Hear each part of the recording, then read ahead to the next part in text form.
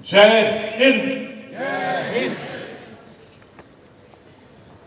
इस स्थान पर, इस क्षण पर, इस विषय पर सचमुच एक दिव्य, भव्य और पूर्णता की अनुभूति हो रही है।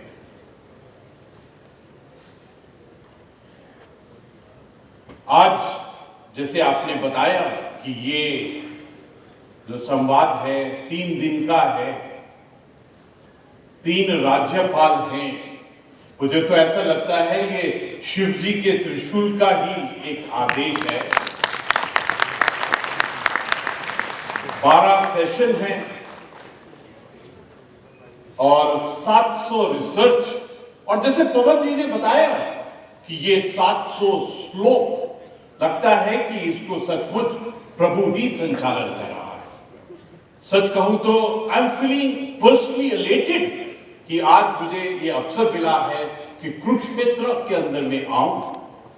कभी कभी ऐसा लगता है कि पूरा जीवन भारतीय फौज के अंदर में बिताया है और कृष्ण जी के जो उपदेश है कि कर्मो परम धर्म, जब भी ऐसा लगा है कि थक गया हूं तो अपने आप को यही बोला है कि कृष्ण जी ने बोला है कर्मो परम धर्म।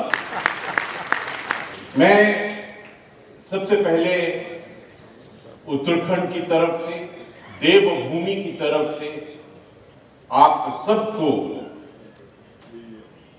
हार्दिक बधाई और शुभकामनाएं देना चाहता हूं कि हरियाणा गवर्नमेंट ने, माननीय राज्यपाल जी ने ये प्लानिंग की है कि 18 दिन इंटरनेशनल गीता महोत्सव मनाएंगे टू सेंड द वाइब्रेशन, जो प्रचार प्रसार जो गीता का होना चाहिए, ताकि विश्व की पूरी मानवता को पता चले कि गीता में लिखा क्या है।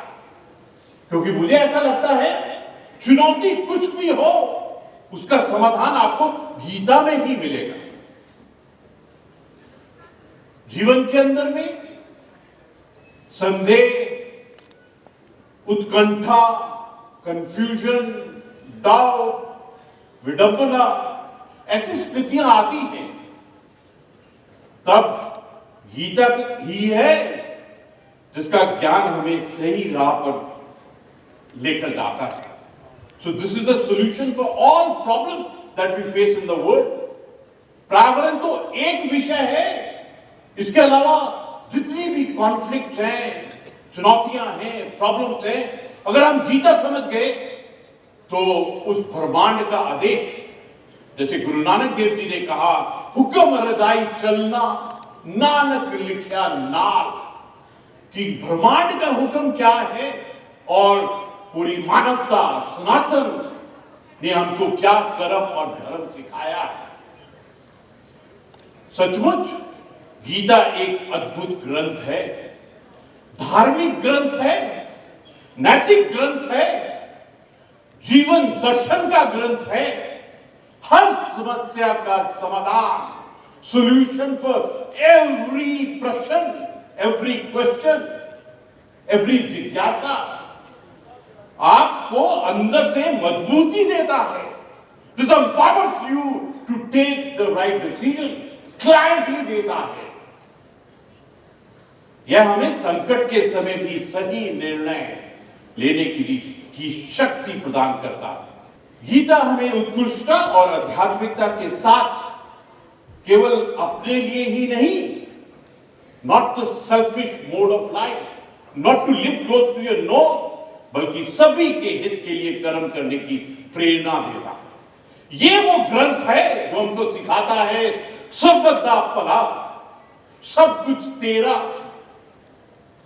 The thought emanates from these. Gita हमें कर्म करने और फल की चिंता नहीं करना सिखाती है। जो फल की चिंता करते हैं वो एक बीमारी है।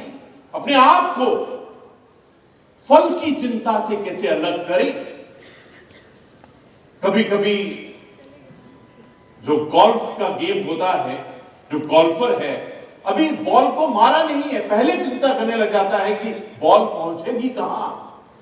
लेकिन गीता ने सिखाया आप सिर्फ अपने कर्म के ऊपर में फोकस कीजिए। He will take care of the result. He will take care of the impact, effect and the results. ये सबसे बड़ा मुझे लगता है एक सीख दिया है गीता ने हमको। निस्वार्थ कर्म करना ही जीवन का सही मार्ग है। कर्म करने से ही जीवन सार्थक हो जाता है। सुख दुख में समान रहना, बैलेंस रहना, लाभ हानि को समान भाव से स्वीकार करना, मान अपमान से विचलित ना होना और सभी परिस्थितियों में संतुलन बनाए रखना, यही गीता का महान संदेश है। In English in 2 words, balance and moderation of life, that is what is most important. और मुझे ऐसा लगता है ये जो पर्यावरण का चैलेंज है, अगर हम सब अपने कर्तव्य को, अपने दायित्व को, अपनी रिस्पॉन्सिबिलिटी को समझे तो पूरी प्रॉब्लम सॉल्व हो जाए। सचमुच भगवत गीता केवल एक ग्रंथ नहीं बल्कि एक संपूर्ण जीवन का सार है। This is summation of how to live the life. और यह ग्रंथ समस्त मानव जाति को कर्म, धर्म और जीवन के कर्तव्यों का बोध कराते हुए सही राह पर चलने की सीख देता है। सीखना हमारा काम है।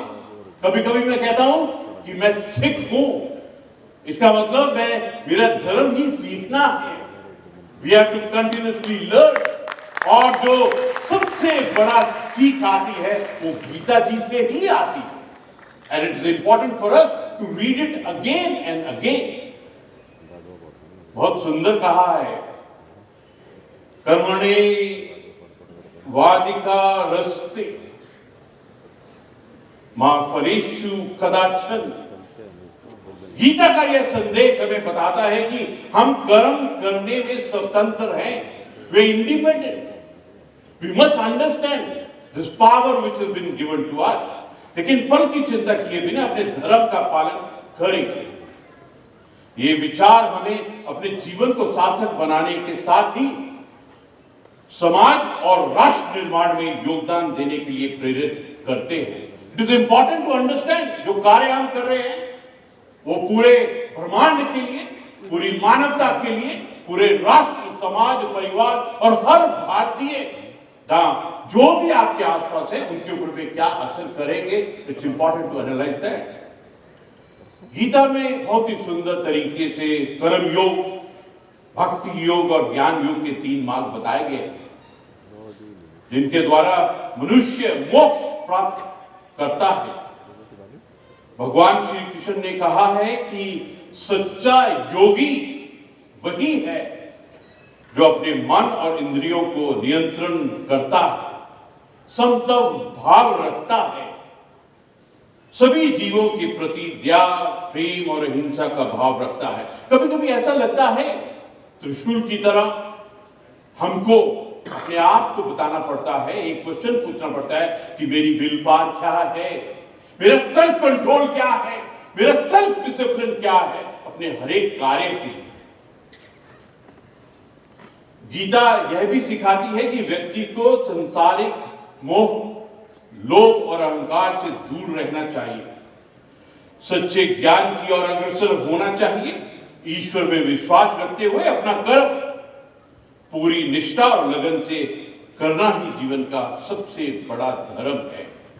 देश के यशस्वी प्रधानमंत्री आदरणीय श्री नरेंद्र मोदी जी ने इस देश के स्वयं को जागृत करने का काम किया है और वे इस देश की महान संस्कृति को आगे बढ़ाने के लिए निरंतर भरसक प्रयास कर रहे हैं। श्रीमद् भगवत गीता से प्रेरित प्रधानमंत्री जी ने गीता को पूरे विश्व की धरोहर बताया है। And I am exceedingly happy कि ये जो हम कार्यक्रम कर रहे हैं, we are doing it with a global perspective. हमने कोविड महामारी में यही सीखा है, जब पूरा विश्व कोविड महामारी में ढह गया था, उस वक्त में एक ही राष्ट्र था जिसने अपना नेशनल रेजिलियंस का प्रदर्शन किया और जिसने उस कठिन वक्त के अंदर में पूरे विश्व को वैक्सीन मैत्री का एक पाठ पढ़ाया। ये सब जो गहरी सोच है, ये सब गीता जी की ही सोच से आती है।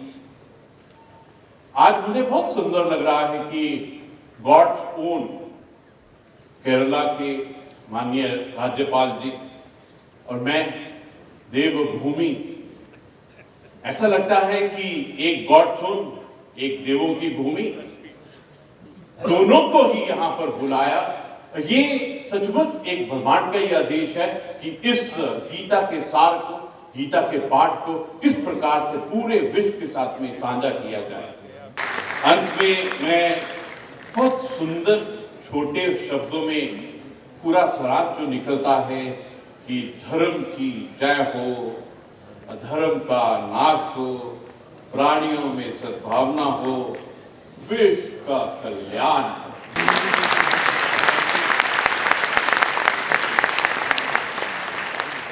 मैं अंत में माननीय गवर्नर हरियाणा बंडारू दत्तात्रेय जी का बहुत शुक्रगुजार हूं।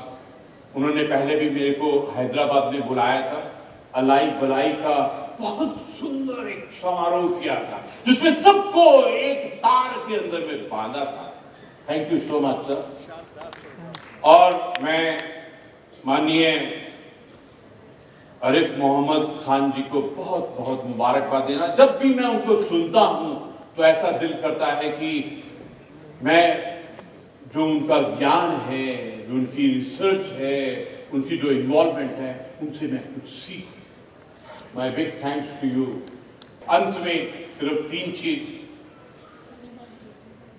आत्मा से नमस्कार, ब्रह्मांड की ओर से प्रणाम और नेशन फर्स्ट राज सर्वप्रिय की तरफ से जय हिंद।